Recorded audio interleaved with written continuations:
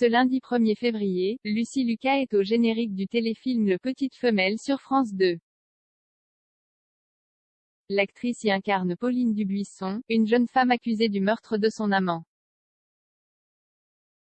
Un rôle fort et difficile pour l'actrice de Clem. Lucy Lucas plus suivre ne plus suivre, c'est le grand changement pour Lucy Lucas.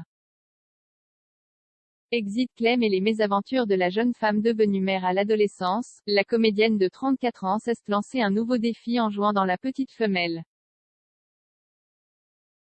Cette fiction de Philippe Faucon, diffusée ce lundi 1er février sur France 2, est adaptée du livre éponyme de Philippe Jaénada, sorti en 2016. L'œuvre raconte l'histoire vraie de Pauline Dubuisson, accusée en 1953 d'avoir tué de sang-froid son amant. Victime d'un lynchage judiciaire, médiatique et public, la jeune femme, également pointée du doigt à l'époque pour son émancipation, a toujours crié haut et fort que la mort de son amant était accidentelle.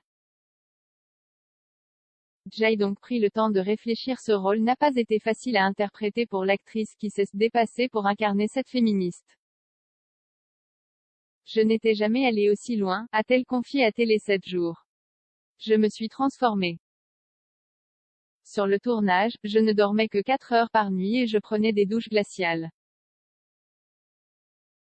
J'avais une force en moi que je n'avais jamais eue. D'ailleurs, l'actrice a longuement hésité avant d'accepter de se glisser dans la peau de Pauline Dubuisson. Certaines scènes la gênaient. J'avais peur de 2 choses, trahir le personnage et, plus trivialement, tourner des scènes intimes, puisqu'il y en a pas mal. J'ai donc pris le temps de réfléchir, a-t-elle révélé. Mais le personnage de Pauline Dubuisson était tellement fort que Lucy Lucas n'a pas résisté à la tentation de se lancer dans l'aventure, qui signe un grand tournant pour elle dans sa carrière. Je me suis rendu compte que c'était un rôle que j'attendais depuis très longtemps, a-t-elle assuré. Reste à savoir si les téléspectateurs seront convaincus par celle qui interprète Clémentine Boissier depuis déjà 10 saisons sur TF1.